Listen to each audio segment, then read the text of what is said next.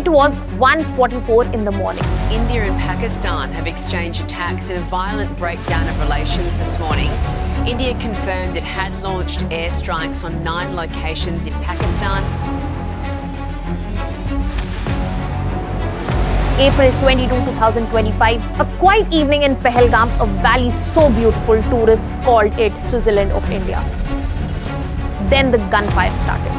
Terrorists opened fire on a group of tourist people. 26 people were killed in cold blood in front of their families.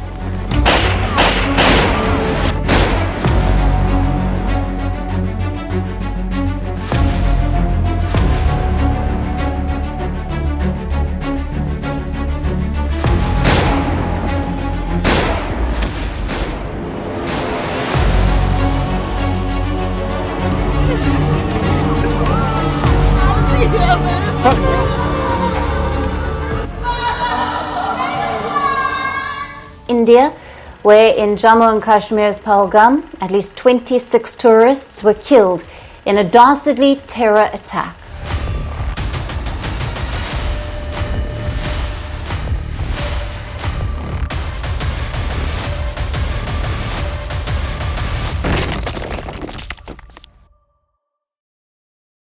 And within 15 days, India did something that nobody could have imagined. Terrorists opened fire on a group of tourists. 26 people were killed in cold blood in front of their families, and within 15 days, India did something it had never done before. It launched a coordinated, multi-target, cross-border strike operation so precise, so fast that Pakistan's military didn't know what hit them until the smoke cleared. This is the story of Operation Sindoor. Why it happened, what India did, and why the world will never look at India the same way again. We talk about this on the anniversary of Operation Sindoor, so let us go back to April 22, 2025, where it all started. A popular tourist destination, over 1,500 people present, gunmen emerging, they were armed with AK-47, and they checked identity cards and they targeted specifically non-Muslim men. Later, the resistance front, a shadow outfit of Lashkar-e-Taiba, a Pakistan-backed terror group, claimed responsibility. Pakistani intelligence links to these groups have been documented by the UN, the US Treasury, and India's own intelligence agencies for over 2 decades. But this was not the first attack. Between 2016 and 2025, India had suffered the Uri attack, 18 soldiers killed. The Pulwama bombing, 40 CRPF personnel killed. Dozens of smaller targeted killings in Valley. Each time, India responded with a surgical strike, diplomatic pressure, or economic measures. This time, India decided to do something different. And the message was sent to Pakistan's envoy so soon and so blunt. India holds Pakistan responsible for the attack on its soil. And the clock had started. 15 days later, May 7th, 2025, just before midnight, India launched Operation Sindoor. Here is what happened in next 25 minutes. Indian Air Force jets and armed drones crossed the line of control. Simultaneously, precision missiles were fired from multiple locations. 9 targets were struck, all within Pakistani territory and Pakistan-administered Kashmir. The targets were not military bases. They were terror infrastructure. Training camps, launch pads, and staging areas used by Jaish-e-Mohammed and Lashkar-e-Taiba. These weren't just strikes, they were messages sent to specific zip codes for specific organizations. India's foreign ministry had confirmed no Pakistani military facilities were targeted. The operation was surgical, measured, deliberately non-escalatory. But here's what made this truly historic. This was the deepest India had ever struck inside Pakistani territory in peacetime. No previous Indian military action had hit targets as far as Bahawalpur, nearly 100 km from international border. 25 minutes, 9 targets, no Indian casualties reported, and then silence. India waited. Pakistan's response was chaos. Air defense systems were activated, flights were cancelled, and as usual, Pakistani media went into overdrive. And for the first time in a very long time, Islamabad had to blink first. Within hours, reactions poured from across the world. And this is where this gets interesting. because the global reaction was unlike anything after Uri or Pulwama. United States called for de-escalation, but notably did not condemn India. The State Department acknowledged India's right to self-defense. France expressed solidarity with India. Israel said India had the right to defend itself, and Russia urged restraint from both sides. China expressed concern but stopped short of backing Pakistan. The UAE and Saudi Arabia, historically Pakistan's strongest allies in the Muslim world, called for calm but did not issue any statement defending Pakistan's position. This matters enormously. After Operation Sindoor, the tone had changed. It was different. The shift signals something critical. India's diplomatic groundwork, years of strategic partnership, defense agreements, and quiet relationship building had created a world finally where India's striking terror infrastructure was not seen as aggression. It was seen as expected, and Pakistan found itself more isolated diplomatically at any recent point we have in memory. For the first time, even traditional allies were not rushing to its defense. And Operation Sindoor was also a great revelation of the fact that how India's military has changed over time. Let us look at some numbers. India's defense budget for 2024-25 was rupees 6.21 lakh crore, roughly $75 billion. That was a 4.7 increase from the previous year and nearly triple what it was a decade ago.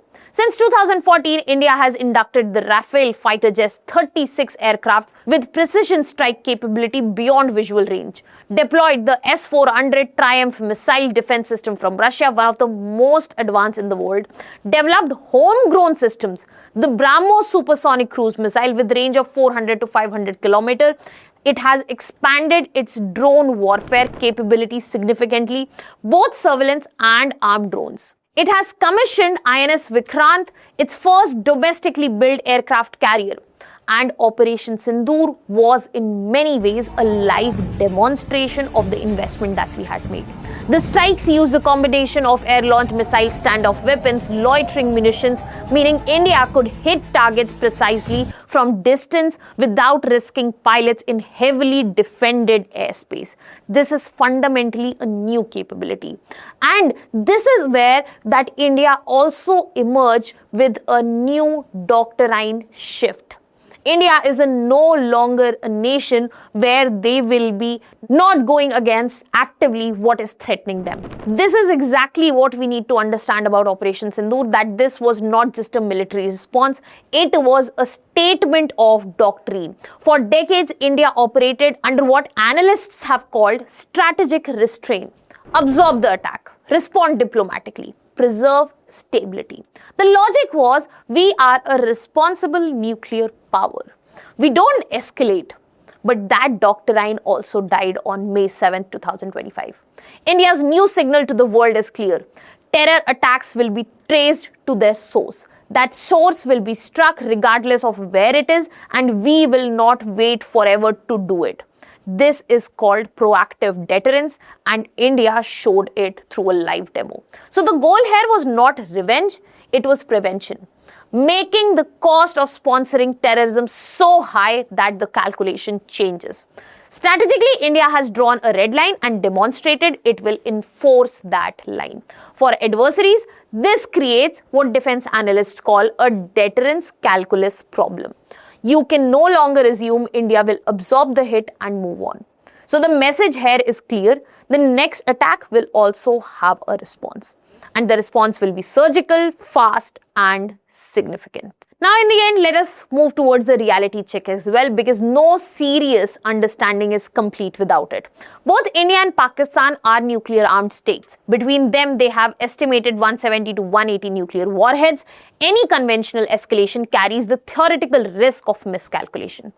Operation Sindoor worked in part because India chose its targets carefully, communicated its limits clearly, and stopped before hitting Pakistani military assets. Had it gone further, the risk of retaliation was significantly high. So Operation Sindoor, as much as it was important, significant, it was also very well calculated. And India clearly knows that we face a two-front challenge. Any military posturing towards Pakistan must be balanced against India's eastern commitments as well, because China remains a long-term strategic concern for all the time. So the success of Operation Sindoor is real, but it will always be fragile.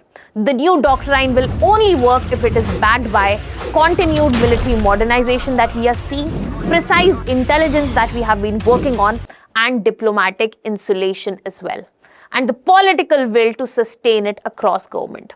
So 1 year later, Operation Sindoor, yes, it is recognized as a turning point, not because it ended terrorism, it did not. Not because it solved Kashmir, no, it did not. Not because it made India invincible, no country is, but because it demonstrated something that decades of diplomacy alone could not. India has the will and the capability to act, and India will do that. The 26 people killed in Pahalgam did not get justice in a courtroom, but their deaths did not go unanswered either. And for a country that has absorbed attack after attack, decade after decade, that answer, however it was, marks something real. India is no longer asking for a seat at a table, it is building its own. Let me know in the comment section that what India should do next. That was all from my side. Thank you so much.